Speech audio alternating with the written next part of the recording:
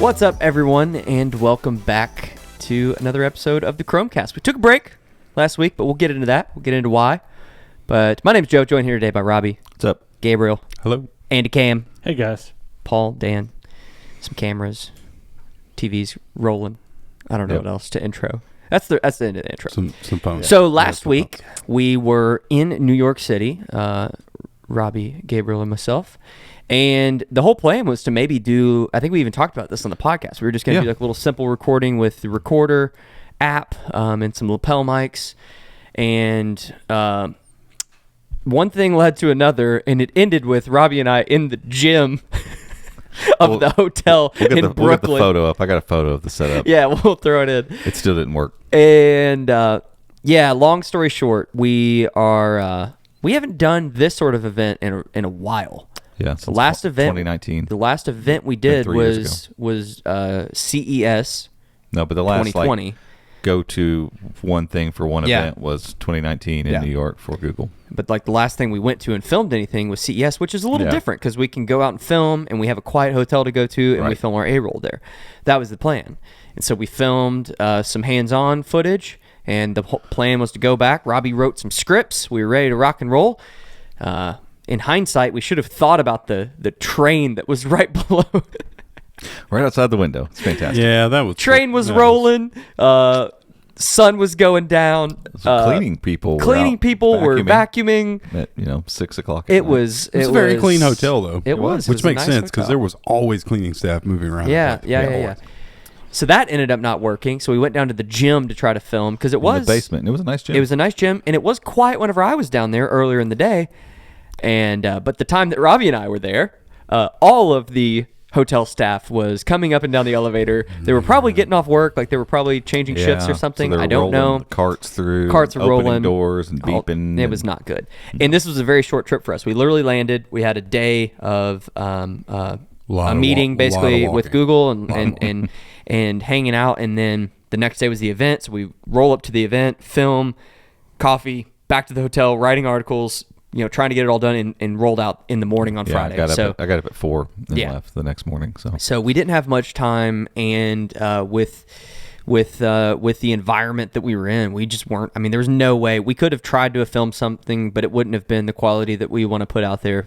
It wouldn't even been close. Yeah, it was the problem. So we did all of that, and the plan was to podcast after that before we went and got dinner, and we were salty and and we would have been done 2 hours before we started even trying to film at the gym because we could have just would have worked. We could have set up a shot, rolled, and been done in 30 minutes probably. Yeah. So it was kind of a bummer, but it ended up kind of working out because the video that we put out yesterday, when you're listening to this, it went out this past week. Yeah. So the embargo and stuff lifted for unboxing and reviews on Wednesday. On Wednesday, the what? I don't know. 13th, 12th. Yeah. And so we ended up being able to put out a video that was hands-on from the event plus an unboxing. Yeah, and a little bit more details than we would have been able to have shared as a just, hey, at the event, right? Hey, we're here type thing. So yeah, it ended up kind of working out, but we have 3 videos out. And obviously we're going to be chatting through each of these devices, Pixel Watch, Pixel 7, and Pixel 7 Pro. And but before we get into it, though, let's at least chat the gaming stuff because I want to include it. And if we don't chat about it now, it might get pushed. Might get pushed. Yeah, that and it's important. That embargo lifted this week as well. Yeah. Shout out to Andy Cam over here crushing some edits this week. Yep. I ended up tackling 1 edit, but he was working on 2, and then another video. So we ended up putting out 4 videos in 2 days. Yeah. Lots of video content. And, like the fact that these embargoes kind of lined up this way, like we had a call Monday and then the news lifted Tuesday. For gaming, yeah. And then we just got out our video what is today, Thursday? Yeah, Thursday. Yeah, we got the video out today of the one of the 3 gaming Chromebooks that we've got in the office. And so... yeah, that's kind of like where we are at the time Quick of update. filming this. As we're doing this right now. So as you're watching this Friday, Saturday, whatever, or listening to this, then that's it'll be a couple days past. But yeah, it's been a crazy week. Go check out the content. What It's was all the great. original date for the stuff we did Monday? September 26th was Yeah, going to be the round okay. table, Yeah. But then- the media. Gotcha. thing, But then and Stadia happened.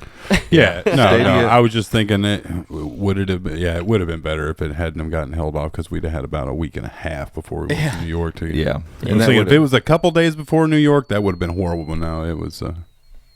Yeah. Who's whistling? It What was. I don't know. That was weird. That was weird.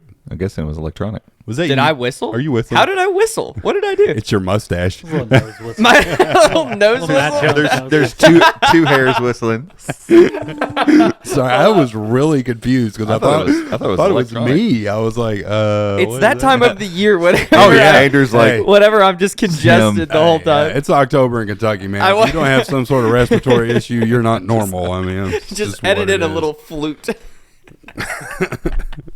We have you can find one of those flutes that has the slider. Yeah. So it's kind of going down. Yeah, we're in Kentucky, so we still have pollen outbreaks this time of year, but It we was- have 40-degree it was- swings in the It was temperature. 80 degrees yesterday. Next Yeah. week is going to be in the 50s. Yeah. Today, let's see. Weather Today's been pretty definitely nice. 63. Just as warm as it's been. Okay. Yeah. So sorry about that. Yeah. But what were you saying? I Back to don't- I what? don't even remember now. Just threw me off. Joe just we had nose whistled we had, it out of a, existence. we had a lot of content No, going out. yeah, gaming it's just stuff. we Yeah. knew there was going to be a lot of stuff, and there's we've had some shifts around here with some of the content that we're covering. It's been a busy week. And Yeah. it feels like today's it's Thursday, right? Yeah. Feels like there's still a truckload of stuff left to do, and there Yeah. is from a writing standpoint, Oh, yeah. not from a video standpoint. Yeah, because it's just so you'll hear it as we talk through Yeah. this stuff. Yeah. There's just lots of fun little facets Yeah. to talk about. But Yeah. yeah, Gaming, the let's- the gaming stuff. Yes, the demise of Stadia really hurt, and this is a perfect example. You know, like we were at Google's headquarters in New York this week, and Don't mind me and my cool sticker.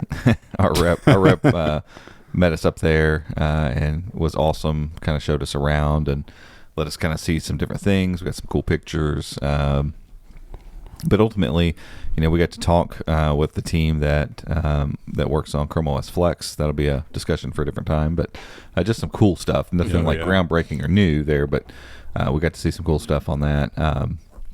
But then, you know, we talked with him about specifically because the rep that we work with was specifically handling this whole gaming Chromebooks thing, you know, and they didn't know until right before that the Stadia thing was going down, and so it was a little unfortunate, you know. Obviously, it throws a bit of a wrench, and you know, like some of the headlines have gone out, and they're a little sharp, and for good reason. I mean, if you don't know what's going on, and you don't realize, like as we walk through that building, floor after floor, and you know, huge room after huge room after huge room of computers and stuff, and there's 5,000 people that work in this one building, and it's like. And this isn't even the big area for Google. Like the New York headquarters is a smaller outfit than what they have on the West Coast. And so you realize how many people are working, how big this organization is. And I don't know. I'm not saying it's okay for them to have some misaligned things, but it's just bound to happen. Like the one group's not going to talk to another. And yeah, Google owns and started Stadia, but Stadia was their own team. So Yeah. whenever the time came to decide to shut the doors on it, they didn't want it leaking and all this stuff, so they kept it quiet, and then they told who they needed to tell. And unfortunately, that meant that, you know, you got the Chrome OS team, who probably doesn't get, as far as news and that kind of stuff goes, probably doesn't get put to the Yeah, top they're of very, it. very disconnected from but Google's like that in general because they're massive. I mean, they just and I don't think they're thinking about what are the Chrome OS guys going to be affected by this. I just don't really think they're thinking May about not that have even much. really known what was going on. Yeah, They probably that- didn't. Yeah, and so it's like, so you had that happen, and then, you know, we get these gaming Chromebooks and this news, which is actually in and of itself pretty awesome. I mean, you know, the idea here is, you know, we have 3 Chromebooks. Hopefully there'll be more down the road that are geared for gaming. RGB keyboards, 120 hertz refresh screens. I don't know what else. Really high end internals. What's the anti-ghosting? Yeah, anti-ghosting. So on the keyboard, like regular standard keyboards can take up to 6 keystrokes at one time before they fail because they can't take that many inputs. So I honestly didn't know this. I thought anti-ghosting had something to do with the RGB and the lighting or something, but no, it can take multiple inputs at one time, because when you're gaming, you usually have, control shift, spacebar, WASD, enter, QR, you're hitting a bunch of keys at one time if you're really getting into it. So it just keeps it good for the button mashers. Yeah, exactly. Just like if you want to just go like this, it's okay. Because I think about that, like playing any of your standard source games, you have like E for equip, or R's flash, you have flashlight, talk, all that different stuff. It's not hard to get into a game and all of a sudden you're hitting 7 or 8 buttons at one time. Right. So that, like, they have that type of stuff. But I think the bigger news here is the fact that Google is working with NVIDIA, with Amazon Luna, and with Xbox Cloud Gaming, whatever they're going to be calling it. Yeah, it's awful naming. Xbox Cloud Gaming. Beta. X But then it was Game Pass. xCloud was pretty cool. xCloud for a little while. xCloud was cool. Anyway, so they're all kind of working together to go, okay, what needs to be done to make these Chromebooks the best possible cloud gaming machines, and then how can we best deliver our services to them? So that means a PWA for all of them. So Microsoft did not have that before. So Xbox, you had to get the Android app for it to work properly. They had a web interface that was kind of janky. It's a full PWA now. Luna has a PWA, and then obviously GeForce Now is kind of ahead of that pack, having done this for a little while. And so you've got all them on board, and kind of from a marketing and teamwork standpoint, it's not just, hey, we have a cloud streaming service, and then I guess it works on a Chromebook. It's, we have a cloud streaming service, and we're working with Google to make sure it's optimized to work. We've tested and validated and made sure that this is working properly. And they refer to the hardware and the software stack and all that kind of stuff, and I don't know if that's just marketing speak at the end of the day, to be honest. I just know that these Chromebooks are specifically have been worked on and built from the ground up to take it full advantage of this. And so the one we have seems to make that the truth. I mean, again, cloud gaming works on Chromebooks already, but you do on this device that we have, you get 120 hertz refresh on GeForce Now with ray tracing, and it looks saucy. It does, and it works really well. GeForce Now has always been the one to me that was the most compelling, because I can use a lot of the Steam, not every Steam game you have, but a lot of my Steam games come over and work with it. And specifically like Apex Legends and Fortnite, both. I can play those in GeForce Now. But every time I try to at home, I'll get the spotty connection thing, and I'm like, I gotta have a Google Wi-Fi. It's not like, and normally the place I sit to play it at home would be from like here to the corner of the room from the router. So I'm like, what gives? Like, what is the deal? And this is probably a Chromebook thing or whatever. Obviously, these are outfitted with Wi-Fi 6E, but I want to test them with like Wi-Fi 6E routers. I want to test it with Ethernet. The one we have is the Acer 516GE, has an Ethernet port right in the side. I want to plug that in and see what that does, if it changes anything. I just haven't had enough hiccups to even think like, I really need to go plug it in. Yeah, especially here at work, we have the first gen Nest Wi-Fi here. Right. I've just had no issues whatsoever. I've played quite a few matches. I've played more Fortnite on this device than I've played in a year. Yeah, and that's the thing with Ethernet, which you can use Ethernet on any device. You just have to get an adapter. But with the dedicated Ethernet, you may have gig internet, but just because you have super fast internet doesn't mean you don't have latency. Yeah. An Ethernet port eliminates a lot of that. So. Well, and your router's always, if you think about the number of devices, even if right now you think, well, I don't have that much stuff connected. Think about it for just a second. Actually think about it. Or open up the Wi-Fi part of your Google Home app if you have a Google Wi-Fi, or open up the router software you've got, and actually look how many connected things there are in your home. It's going to be more than you think. Yeah. And so the Wi-Fi, the router's always having to dole that stuff out, because it can't just be like, oh, you want all of the bandwidth right now? Sure, you can have that. I mean, that's like 1990s internet. Like one person's using it, and you're like, get off the thing, and so. It's constantly, even if no one else is using it, it knows that someone else probably is going to at some point in time. So you're never going to get the whole stack of bandwidth that you could. So hooking into Ethernet is going to give you a much better connection and speed and stuff there. But I just haven't felt the need too much to use it. And it's not just like, to me, cloud gaming a lot of times has been, especially with something like Fortnite, where it's this fast game where you can't have too much lag or latency. It's always been this, I can do that, I just don't know that I want to. Like, I don't feel the urge to do this. I Right. don't feel the urge to use this. Versus like on my phone, this is what I want to go play Apex or whatever on.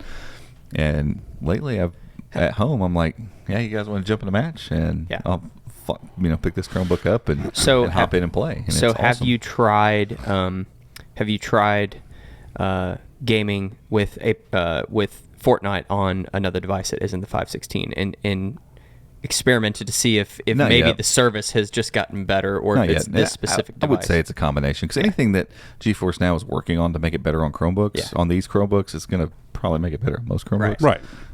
So I don't want to say like these Chromebooks have superpowers. It's just they have everything aligned, I think, from a hardware perspective to take full advantage. Sure. It's not saying that none of the rest of them will. And for me, the crux of it all is being able to play at 120 hertz from GeForce Now on the Chromebook and see it like the Chromebook screen is 120 hertz and the screen on that thing is beautiful. Yeah, it's awesome. It's just beautiful. To get that, do you have to have their upgraded account? You do. Yeah. I don't know how much is it because they gave it to us for I'm not months sure. for free to test. It's not I much. want to say it's 10 a month or something. And then when you Can do you look that up, Andrew? Yeah, what their top tier when you is. also do that, are you getting the upgraded servers too? Yeah, so- or have they just Yeah. upgraded all of their stuff? I don't think the servers are any different. It's just how quick you get your rig. Okay, I see. It's instant. Like Yeah. anytime I click Fortnite, little bar goes across, boom, ready. Yeah, I mean, that's it's really cool. immediate. Yeah, top tier is $19.99. A month. But Okay. that's for what, like a 3080 or 3090? Yeah, it's RTX 3080 with ray tracing and 120 hertz where it's supported for these games. And and you can tell. I mean, you can. It looks really nice. Are the other devices going to have 120 hertz? Asus is So the Asus is 144, but it's 144 at 1080p. right. The other two are 120 at, what are they at? They're at QHD plus. QHD, yeah, So, so- I'm pretty sure the Lenovo is also 16 by 10. Isn't it? Yes, it is. So 16 inch, 16 by 10. The Asus is a 15.6 inch. The Asus, to me, we haven't gotten our hands on it yet, but looks like the CX5. If you remember that, the white on the outside, black on the inside. CES last year. It even had the ASDW so colored. that's Is that the CX. one that So had that's the the color? CM5. Has CM5 Oh, has okay. that. It looks a lot like that device, all the way down to the display still being 250 nits, 250, yeah. which is a bummer. And 144 hertz sounds cool. I challenge anybody to look at 144 versus 120 hertz side by side and be able to tell the difference. Yeah. You're not going to be able to tell. And none of the games run it. Run it. 144. Yeah, 120 is the max on GeForce Yeah. now. So Yeah. What sort of pricing are we talking about with these devices? The Acer 649, which I think is killer because it's Core i5, the 1240p Core i5, so 16 thread kind of monster, 8 gigs of RAM, 256 gigs of NVMe storage, 16 inch quad HD, 16 by 10, gorgeous screen, 350 nits, full Viewing angles sRGB. are excellent on it. Yeah, it's not touch. So if that's like a thing you got to have, it's not that. No fingerprint scanner, right? No, great keyboard, really great trackpad. Mostly metal, top and bottom are metal. Keyboard deck is plastic, but the typing experience is great. The speakers are really good. And obviously it's just silly fast. It's got a little bit of a gaming look to it, obviously, bit. especially once you open it up and you get the RGB keyboard. RGB keyboard, but it's not ridiculous looking. No. Like it doesn't like some of the Razer devices and everything. Like yeah. they're clearly Yeah. gaming. Yeah, laptops. you wouldn't Like, take it to a meeting. Yeah, you wouldn't You'd feel sit down at a meeting and be embarrassed. like, oh, look at this. So yeah, it's like you can still use this as a regular Chromebook and still get work done and have it for work And still or get that whatever. 120 hertz buttery Yeah, smoothness so everywhere that's- you go. Which That's is interesting. What's the price on those other ones? Do we know? So you got Asus 729 for the for the upgrade. 16 gig one. I think it's how much is that? Acer 649. Yeah, I think the Asus is $699 maybe. I think it's only $30. Do we have an article with this information? Yes, we do. Okay, pull it up, Andy. The Lenovo's not. Let's not guess. Yeah, the Lenovo's not available. These two are available at Best Buy right now. The Lenovo's not available yet. Their press release says starting price of $599, but we have been told directly that it's actually going to be $399 for the Core i3, and that's what Walmart's listing it at right now. But it's out of stock. They don't have it yet. So yeah, that's an interesting play to me. But I mean, the Core i3 we've seen, the 12th gen Core i3. And the Asus is 11th gen. Oh yeah, it's that's not right. 12th gen. So 11th gen and 250 nit and 1080p panel. I'll withhold my judgment. But it's until we called get it. Vibe, so Yeah, we'll get it in. Oh. It's a So whole and vibe. the Asus is, what do they call it? It's flip, right? Yeah, it's a convertible. So it's convertible It's a touchscreen. Chromebook Vibe CX55 Flip. They put flip at the end this time. Yeah, it's a big name. Just concise naming. Yeah, Whew. super Love it. dialed. Super dialed. Just really, really- just keep adding it on. Chef's It's kiss. fine. So, Yeah, just anything in it. It's almost like an Amazon listing. Yeah, yeah. yeah. They're just like, it's only going to be on Amazon, so we're just going to list it. We're going to call it Game- Beat. Gaming chair, comfortable ergonomic chair, swivel chair, rolling rolling leather. All the keywords in there. It's fine. Yeah. It's fine. Yeah. So, Did you find it, Andy? Yeah, the Asus is $699. Yeah, there you go. So that's a big ouch. What's the specs on it? Do we have that So listed? it's Core Get back to i5, it. 8256, 1080p. 144 hertz, 250 nits, Yeah. 15.6 inches, 16 by 9. Obviously, we So- need to get them in. Like We we do. need to get all three Oh, of these no in. RGB keyboard either. Remember? So it's Oh, the man. same keyboard as the CM. I mean, it's the CM5. Oof. Honestly, just That's with strange. Intel guts. That's oof. Yeah, We'll it's see. a big oof. Yeah. We'll get it in. This We'll see. Acer, though, I love it. I mean, we did the unboxing literally yesterday, so I haven't seen it much. But I've been using it for a couple days, and yeah, I love it's, it. It's pretty, I really, really it's love pretty it. saucy. And it's a 16-inch Chromebook that's like 3.4 pounds. So Yeah. that doesn't sound like, oh, that's super light. But you got to For think, that size a lot Chromebook- of 13-inch Chromebooks are about 3 pounds, so it's only half pound more than a dainty or small Yeah. Chromebook. It's big. It's a big, kind of chunky Chromebook, but it doesn't feel like ridiculous. Yeah. I have really, really enjoyed working on it. And what stuff I've done at home, apart from playing games on it, I love a high refresh rate screen. Yeah. And that, to me, that's almost enough to make me want to use this one all the time. Yeah. And the keyboard and trackpad are great. So Yeah, and you've been used to it because of your external monitor, and yeah, I just now love you've it. got that. And on your that phone, you get seamless, high refresh, and now everything. High refresh everything. on 120 hertz all Yeah, day. Love it. I don't think my watch is 120 hertz, but Nah. no, definitely not. Yeah, probably not. Okay, let's take a quick break for an ad, and we're going to come back and talk about some Pixel hardware. Alrighty, welcome back, everyone. Let's dig into the phones first. The handsets. What phones? What phones? There were some phones announced? What phones? What phones? Chromebook phones? I think the iPhones came out a while back. Yeah, let's talk about the Yeah. iPhones. Let's talk about those. Yeah. Is there a new Surface phone? Yeah. Is that what it was? Surface Trio. It's a three-way fold. It's like what you get. It's a Westworld tablet. No, it's like a trifold Trifold booklet. wallet. That was like a booklet you get to explore a new town's. What's it? Like you go to Gatlinburg. It unfolds this way. It's, You a, go- new, it's a new Surface Duo that folds this way. Oh, it's a transponder. Pillow. Hi. Something. Hello. Oh Yes. my gosh. You can also wear it as headphones. We have Yeah. reverted. No, you actually have to use your watch as the as the thing you talk to. Hello. All right, let's start. Not really. None of those things are None true. of those things are true. There's not a new mean, there could Surface be. Trio. Could be. That's how much I paid attention to that. There could be. Let's start with the 7 first. So, yeah, I mean, 2 new phones got announced as we knew Yeah, when they nothing. were Hey, they were announced back at I/O, and now we just got to get hands on and see them in real life. Yeah. No real surprises.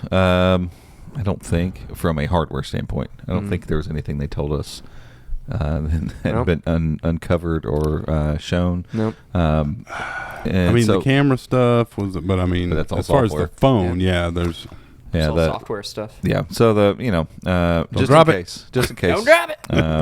You didn't know. Basically, Pixel 7 comes in at 6.3 inches, Just on. full HD, I don't think so. 90 hertz display. There you go. Excuse me, front-facing 10.8 megapixel, 90-something degree camera. Flat. But they share the same front-facing camera this year. So that means the Pixel 7 now has the ability to record 4K, 4K 60, and has Face Unlock. The Face Unlock was kind of a late entry, I think the week before. Yeah, just a week or two before, Somebody yeah. covered that. Some marketing materials or whatever came out. Mm-hmm. It is not a fully secure Face Unlock, I would say. It's just an RGB Oh, you haven't camera. set this up. No, that's never even been set up. I'll so go it's- grab mine real quick. It'll unlock your phone for use, but it's not going to get you to like a banking app or something like that. So if it's a deep account level type thing where talking. that kind of security is involved, the front facing camera face unlock won't. Obviously, Can we just talk like he's still here? Yeah. So what do you think, Joe? Yeah. Have you set up your face unlock yet? No. No, not yet. I haven't. Oh, okay. Huh. Okay. That's weird. That was really low and quiet spoken for you, Joe. Oh, I'm sorry, guys. I love that it's all high pitch.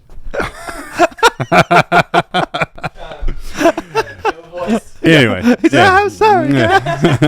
it was not loud enough though. Just so you know, You have to swap our amp it. hats. Yeah. The face unlock though, for what it is, I've love been it. very impressed. It's very so I can, good. like, Yeah.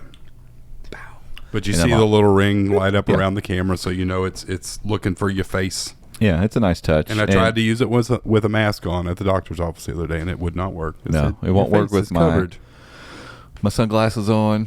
It won't work with that. But again, you have a fingerprint scanner that's there in the event that you need a more secure biometric authentication. So I like the combination of both. If the face doesn't work, the fingerprint does.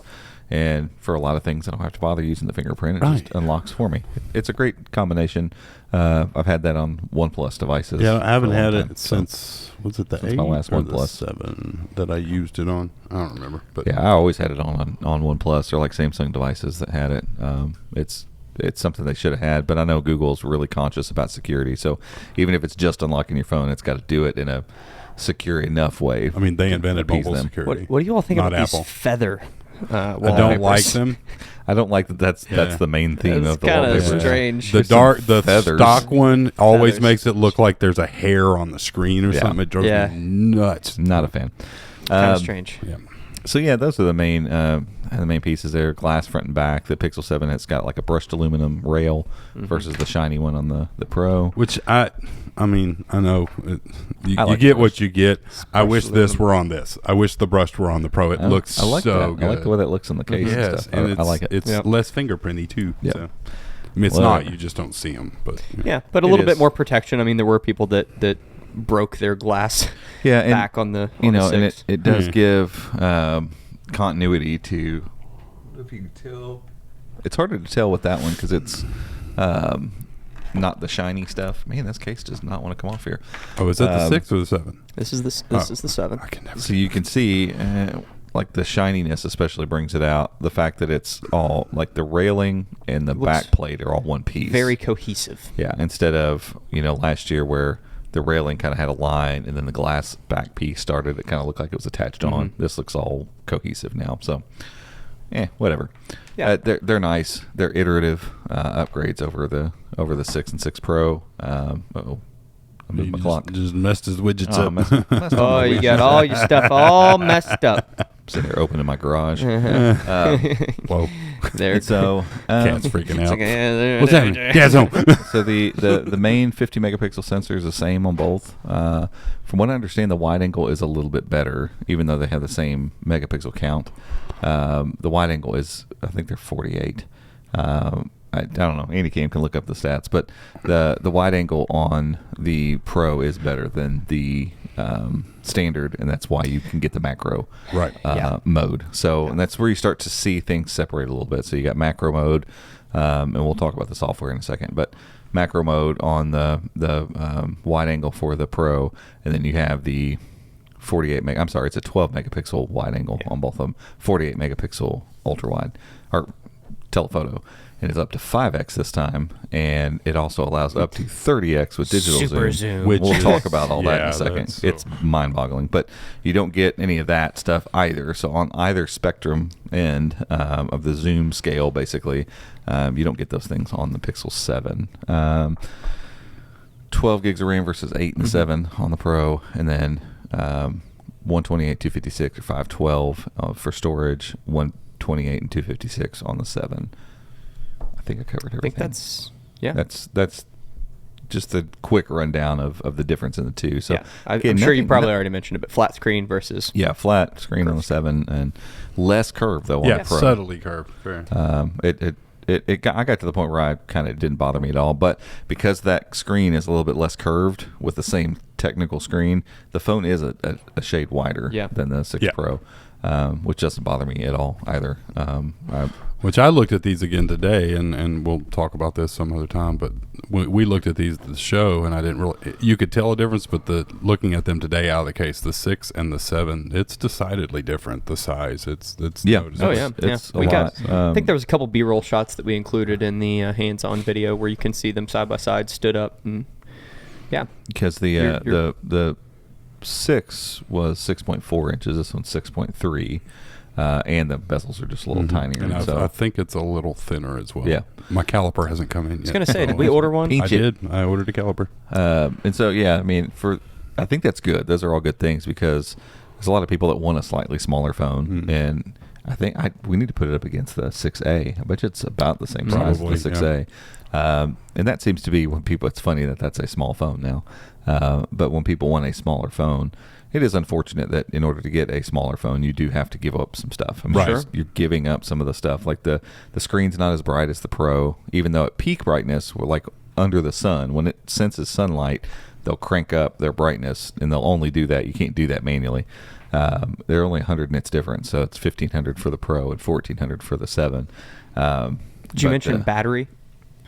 What's the battery difference? 5,000 milliamp hours again for the Pro, but it's 43. Andrew, I have to have him look that up. But 46. 43, 43.50. 43.55. 55. That's what I thought. There you go. And so that's actually like 150 milliamp hours smaller, 100 milliamp hours smaller than last year, in the same size again as on the 7 Pro as the 6 Pro. But I have been getting great battery life. So I haven't had this on charge. We played just one round of Apex Legends. Do you have a scratch? Huh? I hope not.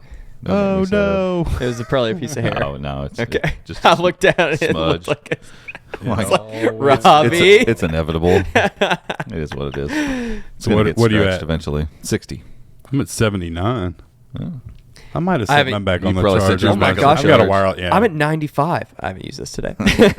But 60 with, I had to download and install a big update on Apex Legends, and then we played. And, I haven't really done anything else out of the ordinary. I do that all the time anyway. But with the Pixel 6 Pro, if I do play Apex, I know that I'm going to have to charge a little bit afterwards. And so I could probably coast on this for the rest of the day and not be in trouble.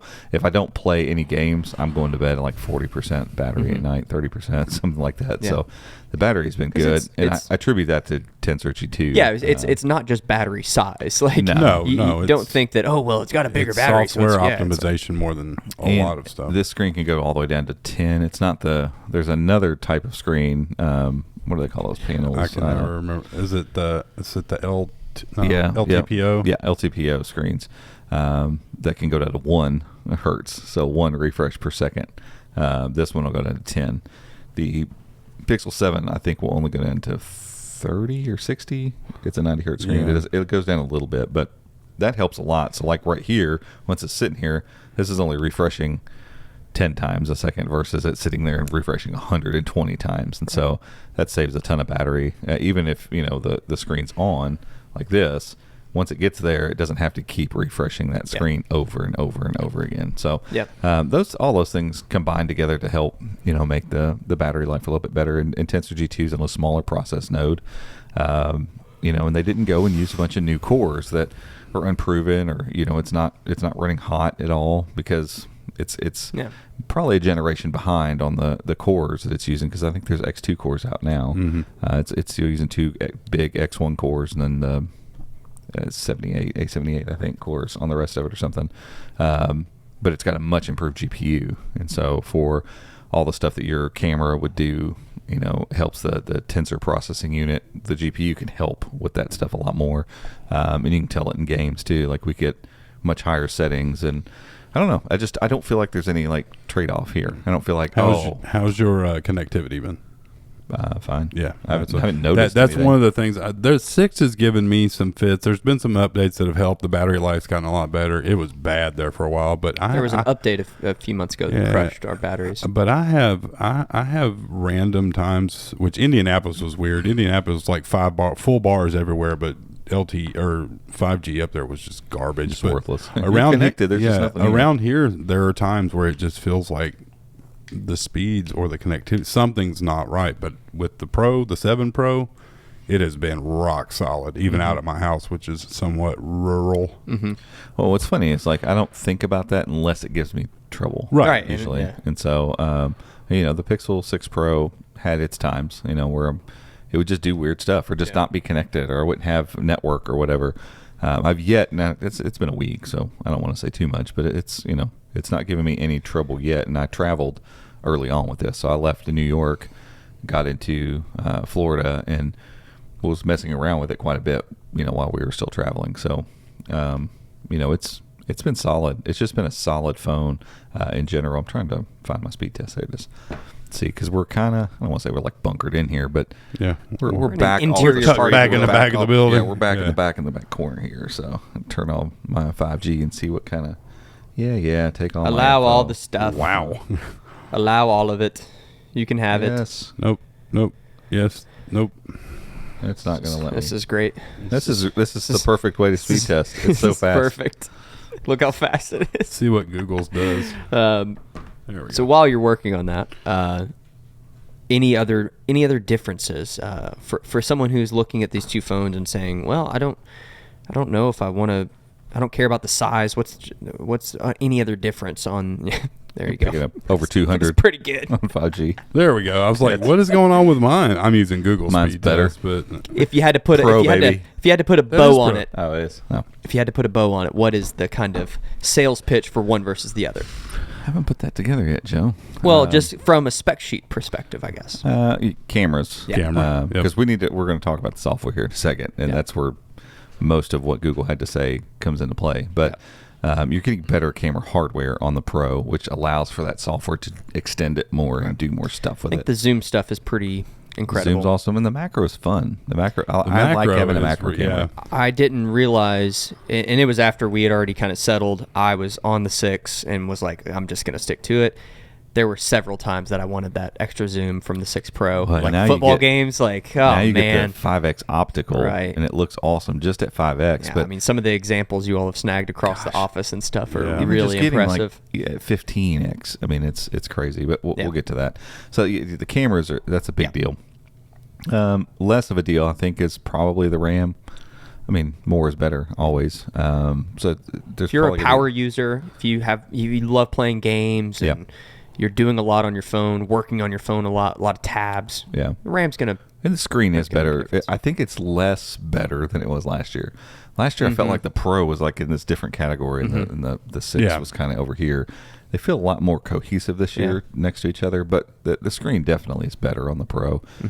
So if you're into that, I don't know that the speakers are any better. I think they leveled out the haptics between the two of them. I think the motor's in the same haptics spot. were- Yeah, because Haptics they were definitely were different very last year. different. markedly different last year. They yeah. feel a lot more the same this year.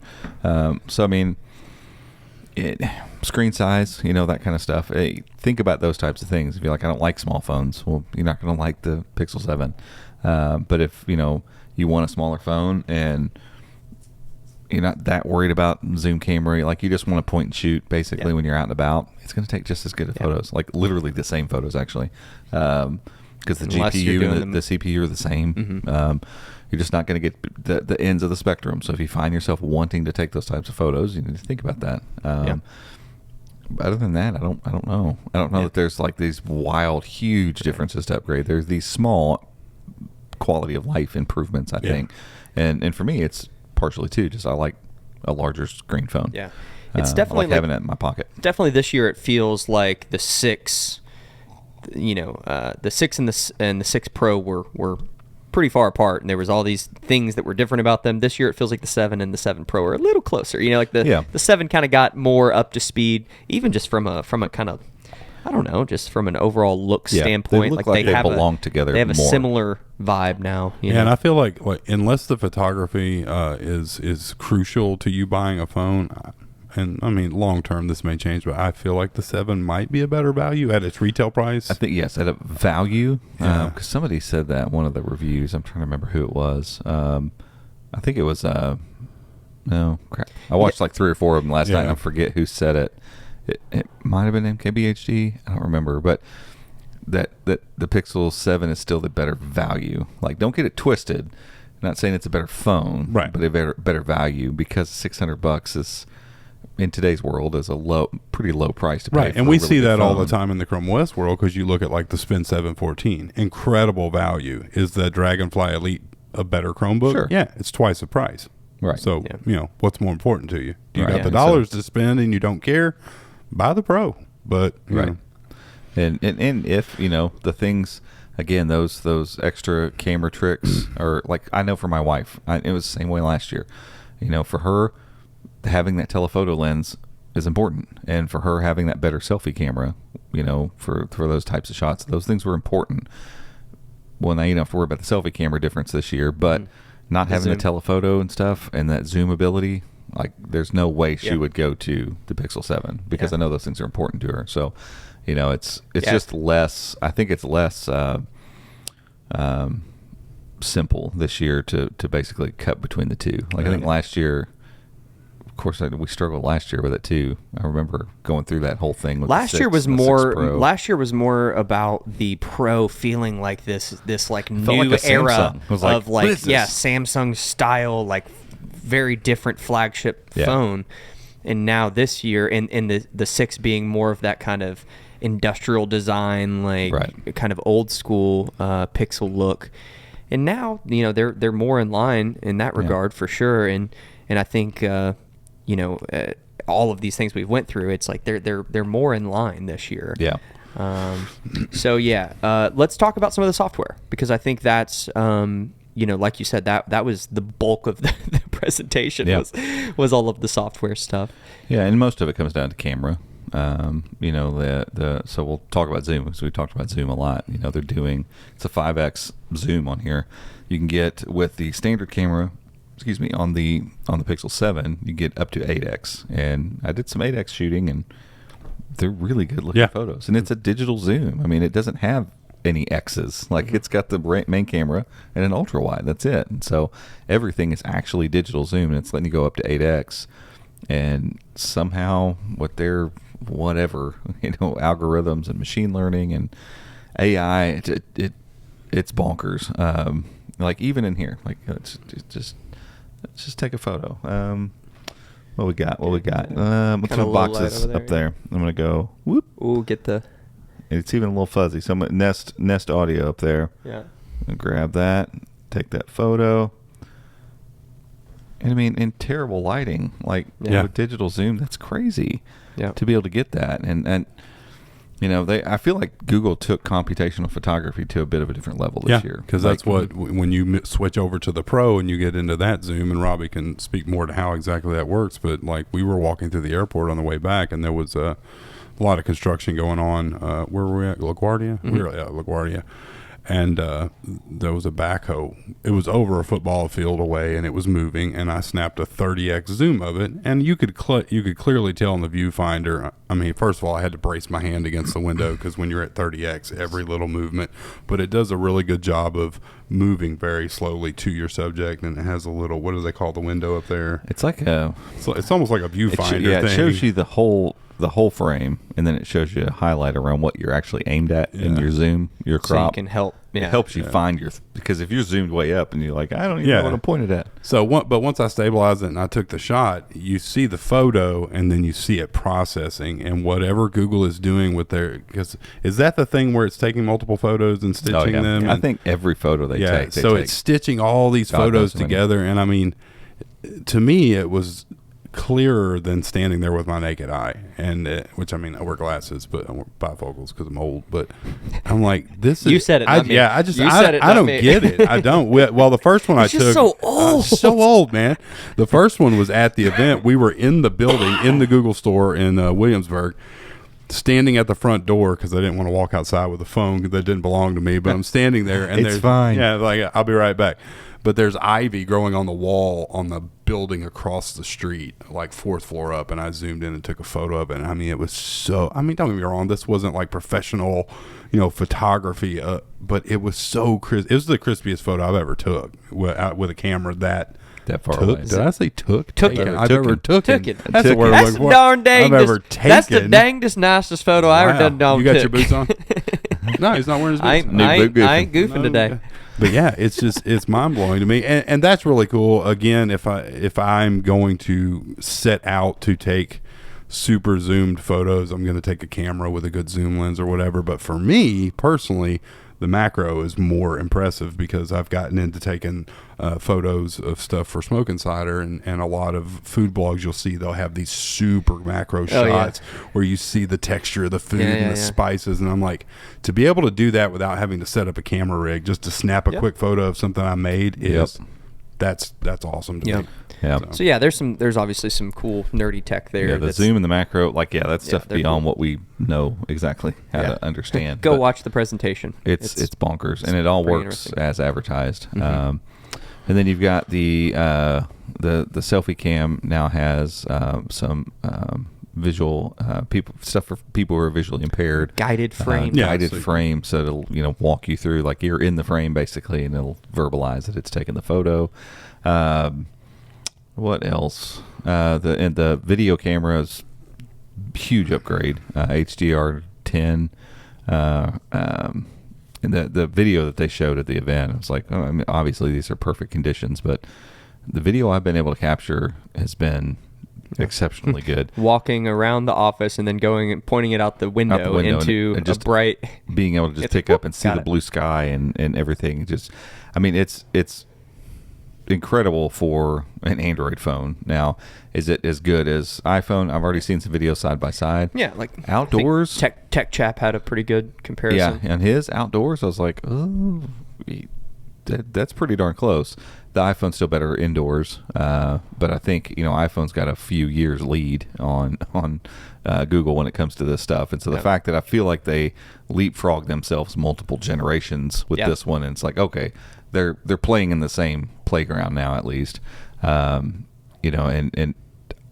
a lot of people don't want or don't need like studio quality video. They don't need to be able to record video. Raw stuff. Like most people don't know how to work with raw footage. You just need it to be good. Yeah. And it is. It's very good. Yeah. And it's the beamforming and stuff they do for vocals, that you, if it's focused on you, and if there's stuff like I was recording one yesterday and I'm standing by the Google Home Max as it's playing music in my ear, but I had Joe in focus and he's just talking and it was picking up his voice fine. And so, Google does all this stuff in all these different veins. Like, so Google Meet has to do that, like let's focus on the voice and drown out the other stuff. And, and so, okay, well, we can take that and put that into this camera, and we can take, the computational photography that we're learning from all the photos on Google Photos, and start mixing these things together. And speaking of Google Photos, the wildest things that they showed, and I've had it work already on a photo that I took when my daughter looked like she was 2 maybe,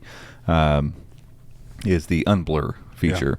So apparently they're using unblur every time you take a photo. It's using that as part of the processing. So even if you took a blurry photo, it's just going to go ahead and fix it right then and there with all the other info it's got.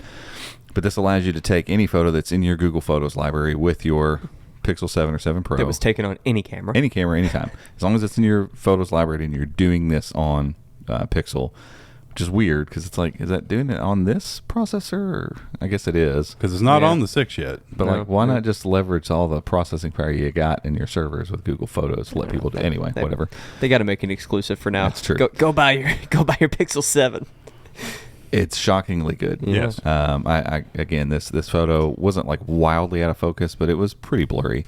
I clicked that. It's like, oh, do you want to blur the background too? I was like, yeah, sure, why not? We'll blur the background. We'll hit the enhance button and we'll unblur. And it's like, it's not just it went from a bad photo to an okay photo. It went from a pretty crummy photo to a great photo. Yeah. Like, it's wild to see them side by side. Like, you did that with just algorithms? Yeah. Like, but I guess with enough data, you feed these algorithms enough data and they go, what that looks like this, it should look like this for the one that they're not upset about. Yeah.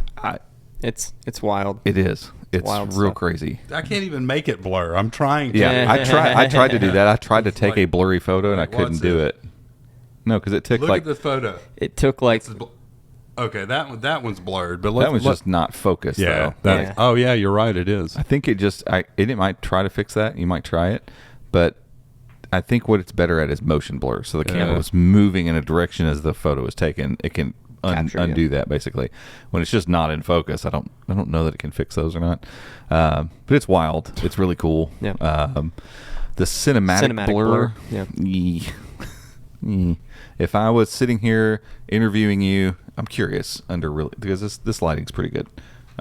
Let me point my camera at you here. Cinema. Pow.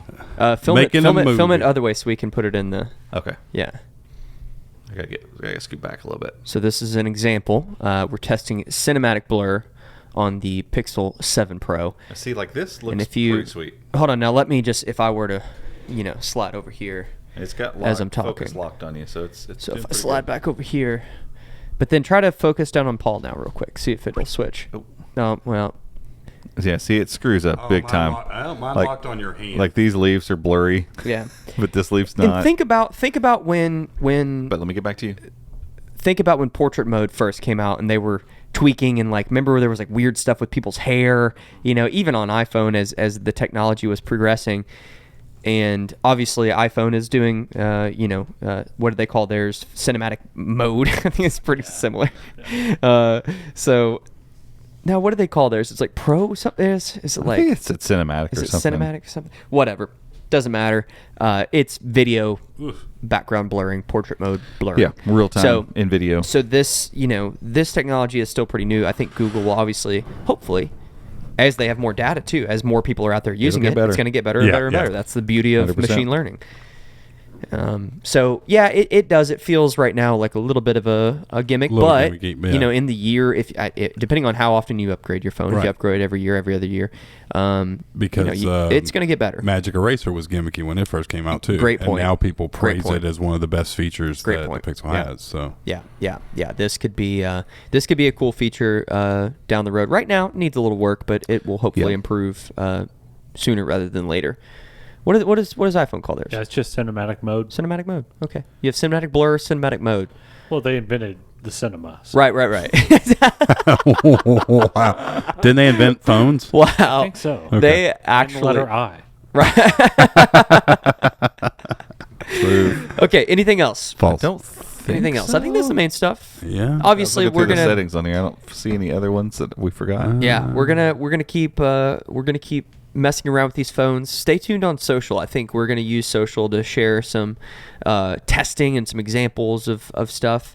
And then we're trying to figure out how we want to.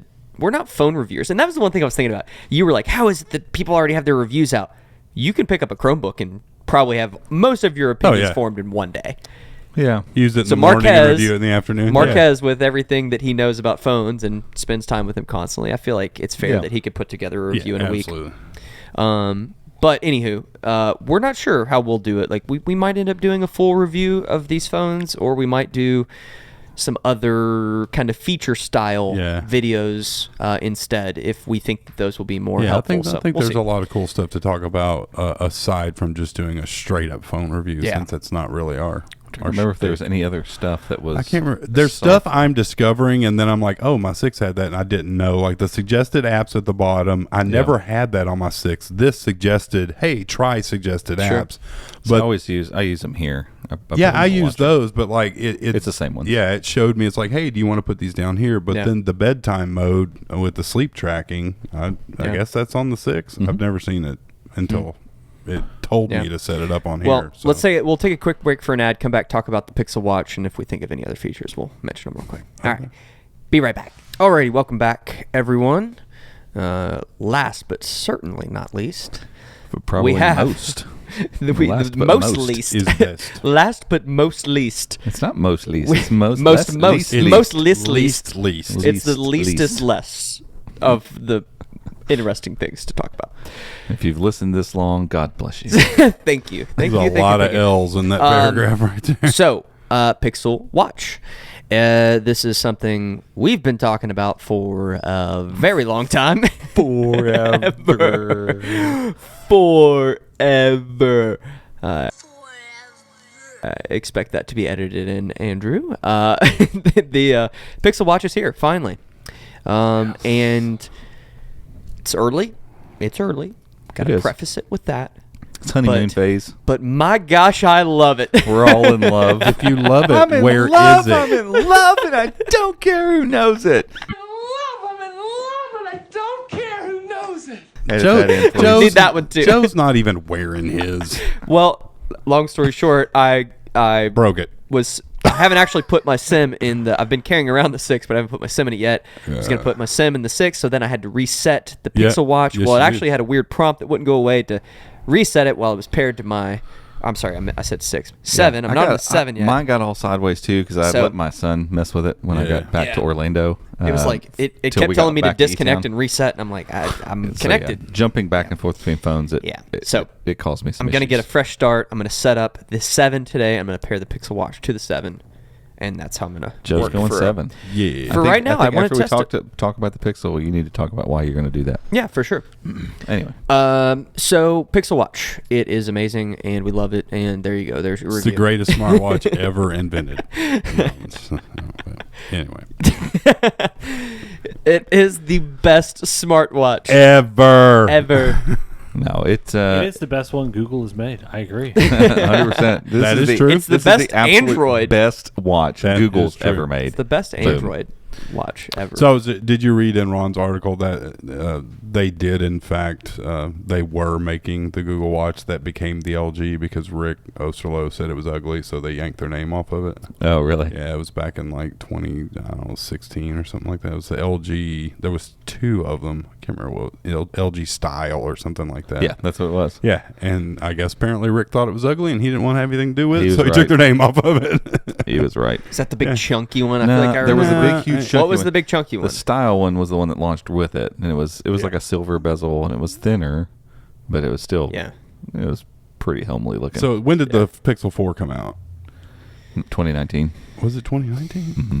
Yeah, it was supposed to launch with one of the Pixel phones, and then Google was like, no, we're not doing that. So, whatever. So, as someone who has been using Wear OS, I had my Huawei watch. Gosh, when did I get that one? 18 maybe? I was say I have to exit most of this conversation until we get around to people who haven't used Yeah. Wear OS. That's where I come in. Yeah, we right have now, some I'm unique like- views because Joe and I are both analog watch guys. Right. Yeah. Also, as a person that doesn't right. wear a normal watch. I have 4 Wear OS watches now. Robbie doesn't do Wear OS. Joe, you have what, 2? I have 3. 3, yeah. The Huawei, the Gla- Fossil, and the Samsung. Fossil, that's right. Fossil So, Gen 4. yeah, it's a unique experience because if you've never had a smartwatch, I would tell you to run and get one of these immediately. Yes. Yes. Yeah. If you have had a smartwatch, let's say that's specific, a Wear OS watch, I have not used. I know there's a lot of Wear watches out there. Wear watches. Wear Wear watches. watches. It's a Wear watch. It's a Wear watch. And Spooky. I'm sure that there are some that have really. Well, I'm not sure of that because Wear has gotten a really bad name. I'm sure there are some that have good user experience, Yeah. user interfaces, but I've never heard of any reviewer say this is a just incredible smartwatch experience. Yeah. This is hands down the best smartwatch I've ever worn. Yeah. So Ever. like the Huawei was early. I think I got that thing. Oh, gosh, yeah. I mean, it had to have been 18, I think, Yeah. maybe. And it had some Huawei junk on it. And, the interface and everything, this was way before tiles or any sort of that. So Yeah. I liked that watch. It was more of a sports style watch. The Fossil is more like it's more of a styling like the Pixel Watch, and it had very clean Wear OS, which I really liked a lot. I wore that watch for a long time, and then most recently, you and I both got the Galaxy Watch 4, and it has just some of the Samsung junk on it, And that's- yeah. and it's just little stuff like just the animations, the smoothness of the animations. That's my thing, because- The crown, being able to work through on the crown. I Yeah. know the Samsung has the bezel, but I never used the bezel And stuff. I that's thought the it was weird thing, on such a small 'cause device. I thought I would like the bezel because I have three tick watches, I think, and the latest one, the Pro with their 2 gigs of RAM, and it was one of the first ones to use the 4100 Qualcomm chip, and it's smooth-ish. It has some TicWatch, some Mob Voice software on it. You can disable. It's kind of like a phone. You can disable a lot of that and get a pure Wear OS experience. And for the most part, it was good. But there were still times where it was a little laggy and it wouldn't respond the way I wanted to. The assistant was always really bad on any of the TicWatches I used. So when the Samsung came along, it was Samsung's new chip. Mm-hmm. It was their first collaboration with Google where Tizen and Wear OS. The 4 or the 5? The 4 and the 5 are the same chip. Same chip, yeah. Okay. The 4 was the one where Tizen and Wear OS came together. And it's good. The 5 just came out a month ago. Okay, yeah. So the 4 was good. Like, it was, but I had it for like a day. Mm-hmm. Yeah, my anticipation was, okay, this is Google and Samsung, the best of both worlds together. New processor from Samsung. This thing should be butter. I went into it knowing that there were features that we couldn't use because we don't have Samsung phones, and that's fine. I'm not knocking the watch because of that. That was me. But like you said, there are things where it would hang sometimes. I never use this the bezel at all. Bezel control. So you can basically interface with the watch using the bezel to rotate. Because that's day they had one that actually spun. Yes. Right. So like classic. Michael Fisher always pointed out on TicWatches, I wish it had the bezel that you could the touch interface on the bezel. Now that I have one, I'm like, I don't really use it.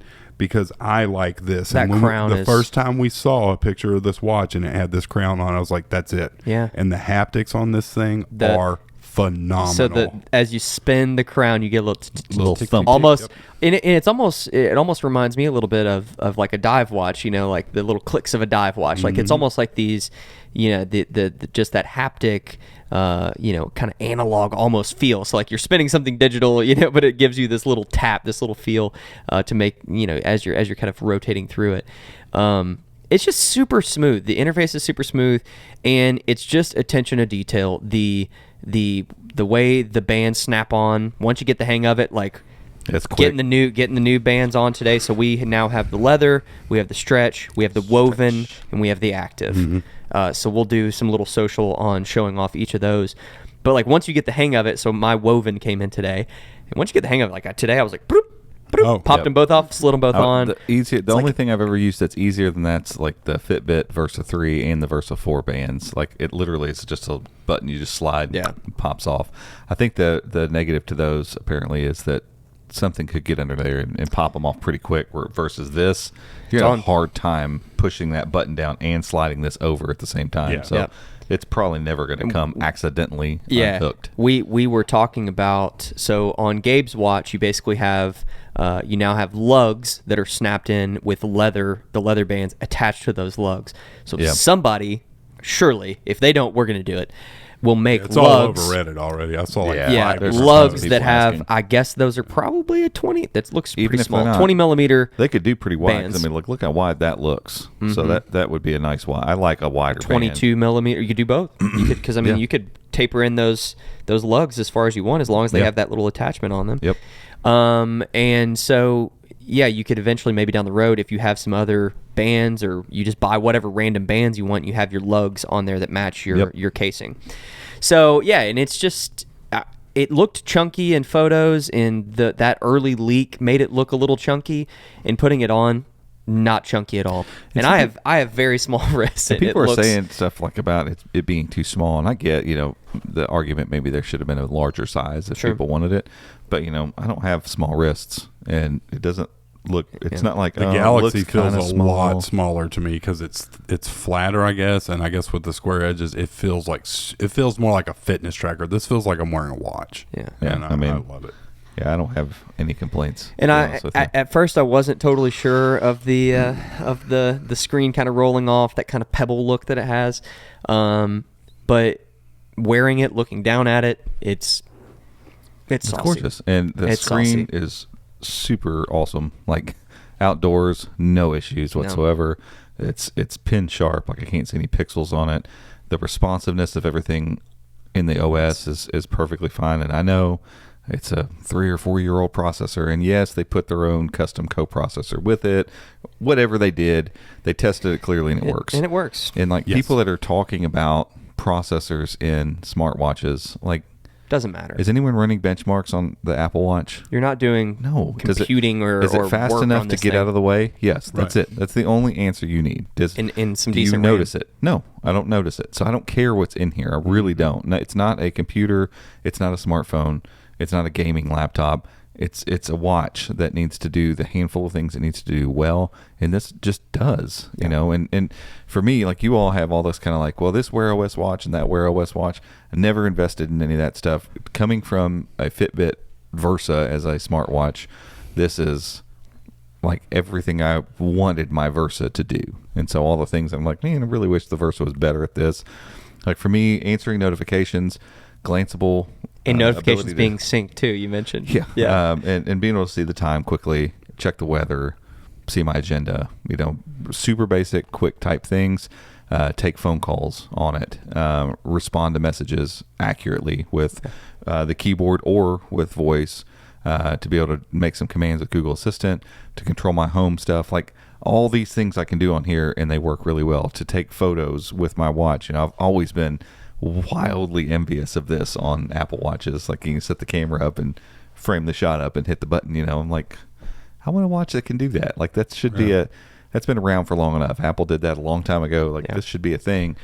And so, you know, being able to have something like that is really nice. And, you know, like you said, the notifications being synced up, like, I don't think I have either one of those coming to my phone, but or to my watch. But, you know, if I get a notification on my watch now on a Fitbit, it pushed that notification. But if I got rid of it, it just got rid of it on the watch. And so it's still on the phone, and then vice versa. If I got rid of it on the phone, it's still sitting there on the watch. And so now they're synced. If I swipe it away on my phone, it goes away on my watch. And if I swipe it away on the watch, it goes away on the phone. Like, that's how it should be. If I dismiss that notification, it should be dismissed. And so being able to have that, the Google Assistant working so well, being able to respond quickly to messages and feel like it's actually going to work when I tell it to, because Fitbit would be like, sometimes that works and sometimes it doesn't. Like, I know I can hit that little mic button, speak my text back, and hit the button while I'm driving and never have to touch my phone. I mean, there's just so much stuff I really do enjoy. Great UI, but great hardware. And for the people and for all the stuff that came out before the event happened, I have never, not once, we've been wearing these for a week now, not once have I looked down and thought, man, that bezel. You don't even see it. And even when you do, because I just swiped through to right here, if you look at this, your steps with the thing your around the edge. steps. Yeah, it looks fine. That's I the don't true look bezel. at this and think, oh my gosh, that bezel is horrible. It's a beautiful watch. It really is. It's like I said, it's early, but we are real happy with this thing so far, and it's just exciting to finally have a Wear OS watch, a wearable from Google. Yeah, absolutely. And it's just the little things like we were talking about yesterday evening. It's just the little things. It's just the smoothness of the UI. It's just the ease of getting it all connected to your Pixel. Like, it's just nice. Yeah, and I'll say this, like Ben had put in his review, he said, I've learned if I set my expectation low, I'm not disappointed, or I'm not going to bash a device because I'm not expecting it. But I mean, this is Google's first real watch that they've made and put out. There's always that expectation of when a company comes out with something for the first time, it's going to be, there's going to be some things about it. It's either going to be buggy, or there's going to be some things where you're like, man, I wish it was this, or I wish it was that. And there may be things that come along with this watch that we say that about. But for a first run device, I mean, they knocked it out of the park. 100%. I enjoy it a lot. And I think too, I probably won't have this article written by the time you all are listening to this, but it's on my radar. I think back to the original Apple Watch. And I remember it coming out and thinking like, I wonder how people are going to receive this thing. And I remember it getting bashed on pretty hard in a lot of reviews. Andrew, did you have version 1? Yeah, I had version 1. It's pretty rough. Yeah. Pretty rough. Wasn't great. But Apple knew, hey, we need to get into this space and do it our way, this integrated way. And they clearly were looking down the road, multiple versions down, and just like, we need to get this one out so that we can start figuring out, and start learning. And at some point, you got to make the product and start moving forward on it. And I feel like that's where we are, except I don't think Google came out with a product that it's like, I don't know if anybody should really buy this or not, because Google couldn't really afford to do that. Apple can. Apple can come out with a product like that does a couple things okay, because they have a built-in audience that's just going to go buy it anyway. Right, sure. And I'm not trying to be negative or knock Apple consumers, but we all know if Apple comes out with whatever, like they could come out with an Apple dinosaur, and it doesn't do anything, and people Andy Cam already has it. people will go buy it. We invented dinosaurs. They will, and so they've got a built-in audience that way, and they take advantage of that. Again, I'm not saying like they take advantage of their customers. They as a business-minded company, they're like, hey, we can go ahead and do this, and we don't have to sell a bajillion of these. We'll make a limited run. But this is going to get us the info we need to figure out, like, that was a mistake, and I don't know about that, and maybe next time we'll think about this. Yeah, because there's no way to practice on a device with a handful of people, like when you're going to release something to millions of people. Like I can't even process that scale, and so they need to get the product out. Well, that's what the Pixel Watch is, except I don't feel like it doesn't feel like a complete first gen watch to me. No. Again, I'm not coming from smartwatches and stuff, so this is my first one to really go, I'm going to wear this, and this is going to be my watch. I think it's great. Yeah, and you're right. And the thing is, Google had a lot on the line here. This wasn't the first Pixel phone. This wasn't the device where they're like, we're going to do this, and we know it's not going to sell well. Wear OS has been on a fence for years. Yeah. There's been a lot. It's been a rocky road. There's been a lot of advancements in the last 18 months. Samsung's brought a lot to the table. There's been a lot of updates and upgrades. I feel like Qualcomm might finally start getting on board as far as staying, along in development. Who knows? Maybe they are, maybe they aren't. Maybe Samsung and Google can be the leaders for smartwatch chips. But the I don't want to say like the future of Wear OS hinged on the Pixel Watch. But for Wear OS to move forward another 18 months, the Pixel Watch needed to be good. I think Wear OS needed a hero. Absolutely. I think that's probably a fair statement. It's like, no, I really. think if this came out and it was not good, like Wear OS might just be like, I don't know. I don't know. It's funny, like Samsung, as much money as they have and as much market share they have in certain places, like there's certain things, like Gabe's working on an article right now about the Pixel tablet, and I think the same thinking goes along with this watch. Like Samsung has tried with tablets, and they make really nice tablets. They're great tablets, but it doesn't seem to matter.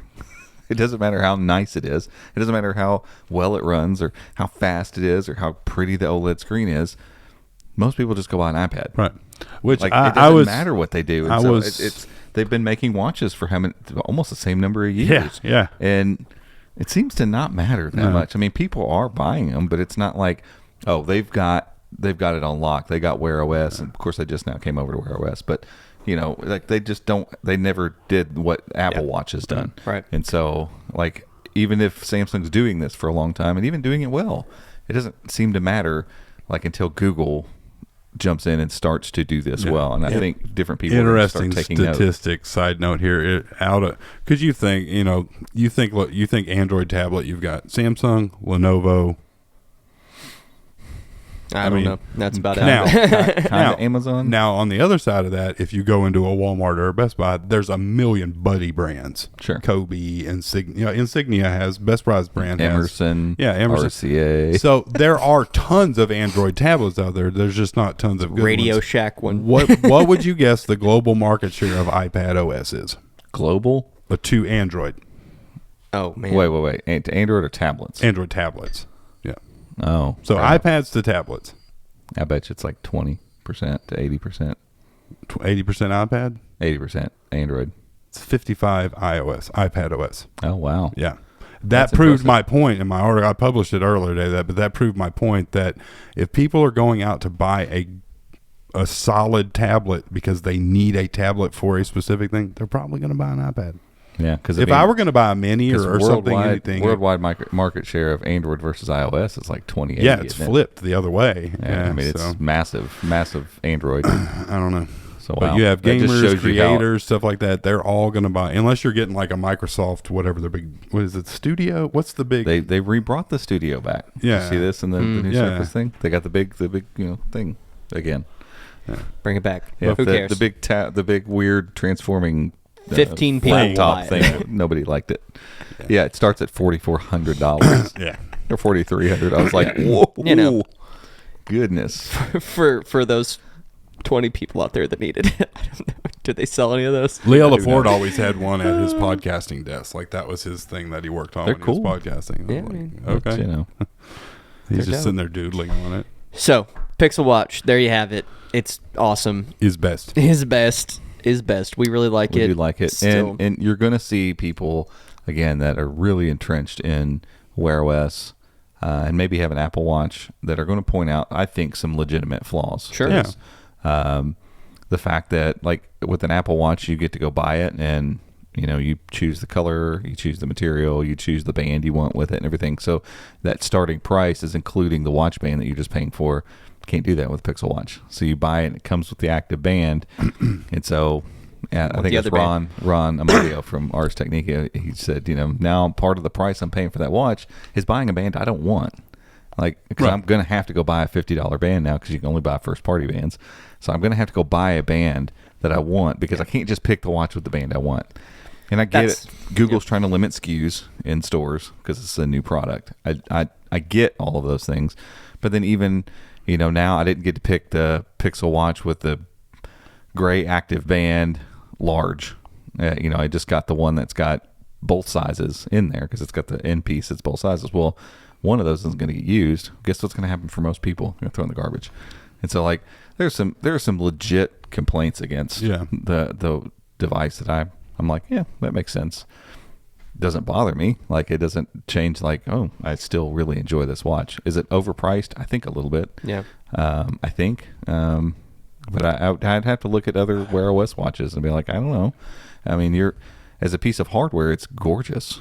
And so, And I don't know. You're partly just paying for that. You're partly. And I paying think for, that's it for me. For as a watch person, I would pay how much is this? It's $350. It's $400 for LTE, right? Or is it? Yeah. So I would pay $400 for this before I paid $250 for a more sporty like the TicWatch Pro 3 GPS, whatever. It's a good Well, watch, right. but I this looks like jewelry. Yeah. Well, and I think the thing for me, full disclosure, these were provided by Google as review units, the phones and the watches. And if they called tomorrow and said, I need this watch back, I would go buy one tomorrow. Yep. Yeah. Like, that tells me that this I don't is know. They're sold out, I think, everywhere. Well, I would T-Mobile- pre-order or T-Mobile whatever. still I got would get in 'em. line for Yep. getting one. Which, hey, Yeah, that's the same. I don't kinda, know. I don't know if I could go back to my Fitbit now. I hope that means that there were a decent demand. Yeah. I know they probably didn't have a ton because they just didn't know, but I hope they had a decent supply, and I hope that I would think I hope so. that the interest. I'll tell you, I mean, you know, this is just our limited data, but our unboxing and first impressions of the watch is vastly outperforming our other two videos that we put out. And I will say in our Patreon community, I feel like more people jumped on the watch and the 7 this go around than they did the previous Pixel Yeah. phones. Oh, yeah. Like we have tons of people in our community. My phone, I'm waiting for my watch. It's coming right now. You know, Yep. the Team Pixel, all the Team Pixel influencers got phone and watch this year Yep. in a really dope case. Just saying. Yeah. Google, if you listen. If we wouldn't have went to the event, we probably would have got that. That's That's a story for another time. It's fine. Yeah, I think they've put together a great device, and obviously we need to spend some more time with it. I'm excited to take it out on a run. I'm excited to get the metal bands Golf course? It's 6 gonna go to months the from now. Golf course. Yes. I want to try some sleep tracking stuff just to. I've just to worn see. it a couple times. I think with like the not the active band. I'm sorry, with the stretch band or the woven band. It's so light. I started to wear it last night to bed, but I was like, well, then I'm gonna wake up and it's not gonna have much charge. So at some point, you got to charge it. Yeah. Like, 'cause I don't Yeah. really know. I don't care about sleep tracking that much. Yeah, So I'm just like, curious just to test it, just to see. I've And never I just done charge sleep it while I'm tracking. taking a shower. It'll go to full charge in less than 30 minutes. Oh, Oh, okay. that's Yeah, a great. what my It's- dad does. yeah, That's His a good Apple idea. Watch. Yeah. Super fast. Do you sleep with Right. yours on? I don't because I can't sleep with anything on. I just- yeah, I tried don't- with the I don't Fitbit like it. one, and I hated it. Yeah. Sorry, just I sleep dead naked. So? Just to watch. There you go. It's like socks and a watch. That's all. It's What kind of psycho sleeps with socks on? socks. Socks on? Socks and a watch. Sorry, this is the after hours version of the Chromecast. Oh man. I tried it a couple times. I kind of worry about what you talked about with the whole. Yeah, the I feel like I psychology slept of it. good, but I also, because of the way I sleep, I'm paranoid about like scratching my wife with it while I'm asleep. Sure. So I don't wear mine to bed. But Yeah. I would be more inclined to just set my Nest Hub at whatever level sure. it needs to be. If I feel like I need to track my sleep a couple times, but which I used it on the phone last night, I think, and it said someone in the room snored for 10 minutes, which was probably me. But it also detected coughing. But I obviously think this isn't nearly as accurate because my wife's got a little bit of a cold right now. I think it was her coughing. But the Nest Hub sleep tracking it's pretty legit. Get it while it's free. So you mentioned the Patreon Discord. Quick shout out to those folks. And we've pared down our Patreon a little bit to where now we're just focusing on our $5 and $2 tier. The $2 tier just gets you ad free. But if you want into our private Discord server, join us. It's $5 a month. It's fun. We've been trying to definitely be more engaged there, trying to share some pictures. And it's not just, obviously you've got access to us and we're trying to get in there and chat, but also this community of Google and Chrome OS fans. So you should check it out. Patreon.com/Chrome Unboxed. Okay. I think that's it. Do we have anything else? That's I it. don't think so. That's it. That's it for today. it. That's it for today. We're going to spend some more time with these devices. Obviously, put them to the test, see if anything else comes up, and if it does, we'll let you know. Alrighty, that's it for this week. We appreciate you all watching and listening. If you are watching, make sure to give us a thumbs up. Go down there and click subscribe and click the little notification bell because it helps with the algorithm. It's over there. And you get a little notification when we publish a new episode of the Chromecast. The bell. It's down there somewhere. Yes. Down over there. Go click it. Go click it. You'll make us happy. Okay. All right, that's it for this week. We'll see you. Bye-bye.